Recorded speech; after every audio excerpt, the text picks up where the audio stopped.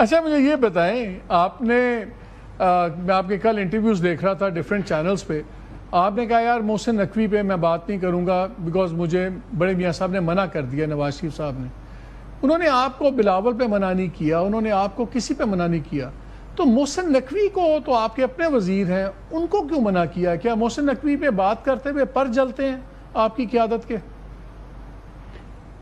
نہیں، بلاول سے بھی منع کیا ہے، بلاول کے متعلق بھی اور صدر زرداری صاحب کے متعلق بھی میاں صاحبان ہمیشہ جب بھی بات ہوتی ہے تو وہ یہ کہتے ہیں کہ پرسنل لیول پہ جا کے بات نہیں کرنی.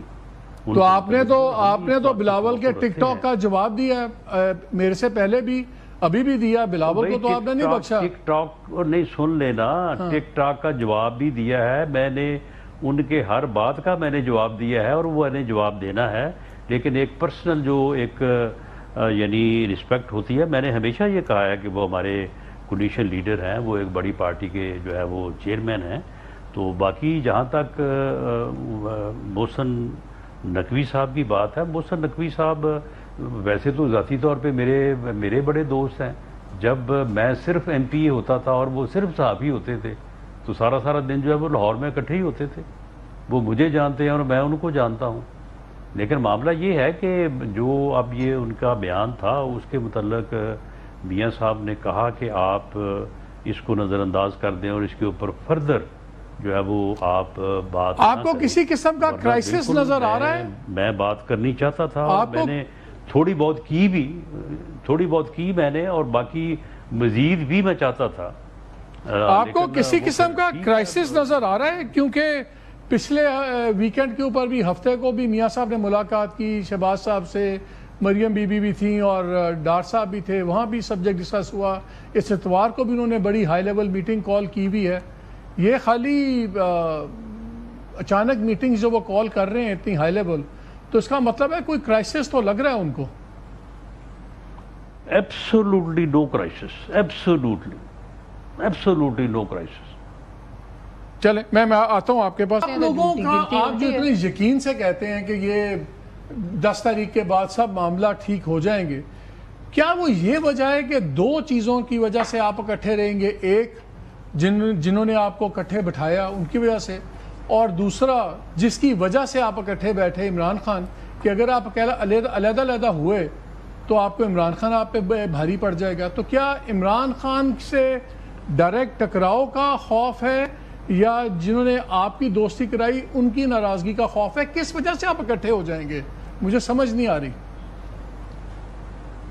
مالک صاحب، آپ بڑے کہنہ مشق، بڑے تجربہ کار، اور پنجابی میں جسے کہتے ہیں کہ بڑے گھاک قسم کی جو ہے وہ آپ اینکر ہیں. آپ نے اپنی پوری کوشش کر لی ہے. مجھے تو آپ نے ڈی ٹریک کیا کرنا ہے، آپ میری یہ بہن پلوی صاحب کو بھی ڈی ٹریک نہیں کر سکے.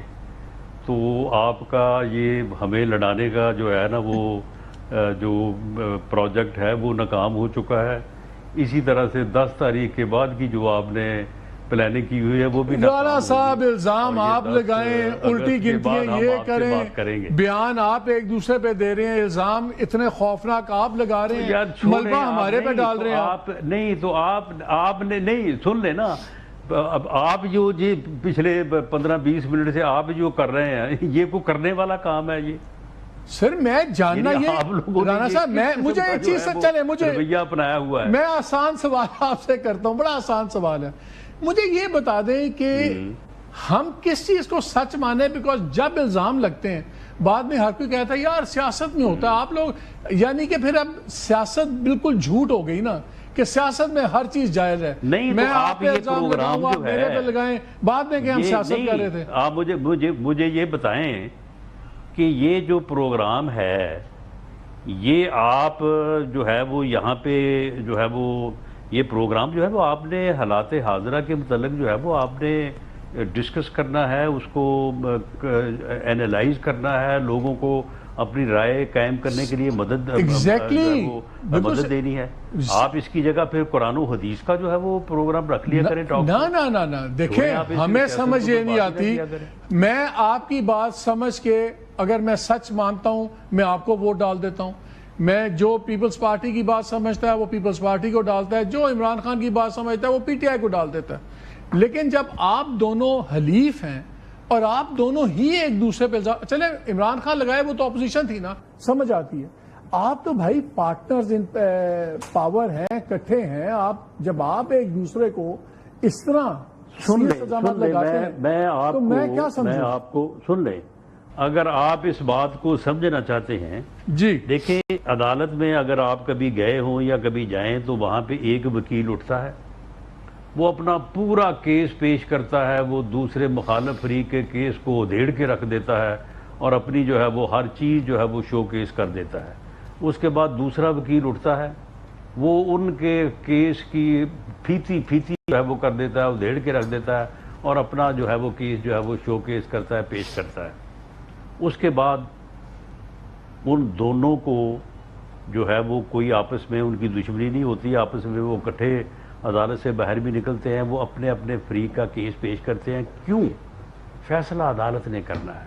سر وکیل کو پیسے ملتے ہیں اپنے اپنا کیس کرنے کے. یہاں پہ سن لیں, الیکشن میں عدالت فیصلہ عدالت نے کرنا ہے, عوام عدالت ہے. ٹھیک ہے, وہ کہیں میں ایک سوال کی اجازت دے دیں, مجھے ایک سوال کی اجازت دے دیں, سوال کی مجھے اجازت دے دیں. جو آپ نے وکیل کی اگزامپل دی تو اس میں دو مقدمے میں ہوتے ہیں نا, جن کا کیس چل رہا ہوتا ہے, ان میں سے ایک سچا ہوتا ہے, ایک جھوٹا ہوتا ہے.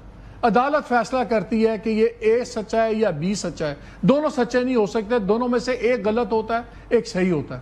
وکیل کی اگزامپل چھوڑ دیں, آپ نے ایک اس میں مدعی آپ بنے, ایک پیپلز پارٹی بنی, آپ نے کہا یہ لوگ کرپٹ ہیں, انہوں نے کرپشن کیا ہزاروں کی, وہ کہتے ہیں کہ آپ لوگ ووٹ چور ہیں, سب کچھ ہے. دونوں میں سے تو ایک یا جھوٹا یا سچا, یا دونوں سچ بول رہے ہیں. میں تو آپ سے یہ پوچھ رہا ہوں, اگر عدالت میں دو سچے تو نہیں ہوں گے, دونوں میں سے ایک ہوگا. عدالت فیصلہ کرے گی, عوام فیصلہ کریں گے, کسی ٹاک شو میں اس کا. سر میں بھی عوام ہی ہوں, میں عوام ہوں, میں پوچھنا چاہ رہا ہوں آپ سے, میں نے فیصلہ کرنا ہے, میں نے فیصلہ کرنا ہے کہ میں نے اگلا ووٹ کس کو ڈالنا ہے, میں نے رانا صاحب کو ڈالنا ہے کہ پلوش شاہ کی پارٹی کو ڈالنا ہے. میں صرف جاننا چاہ رہا ہوں کہ دونوں میں سے سچا کون ہے. آپ فیصلہ کریں, آپ میری بات بھی سن لیں, پلوش شاہ کی بات بھی سن لیں اور اس کے بعد فیصلہ کریں. سر یا تو دونوں پارٹی سچ بول رہی ہیں, دونوں جھوٹ بول رہی ہیں, دو ہی سچویشنز ہیں نا. تو چلو دونوں کو ڈال دیں. یہی تو کہتے ہیں کہ دونوں کو ووٹ ڈالتے ہیں, ایک بندہ. دونوں کو ووٹ ڈال دیں آپ, تاکہ کسی طرف بھی نہ گنا جائے. اچھا راجہ یہ بتائیں, چلیں یہ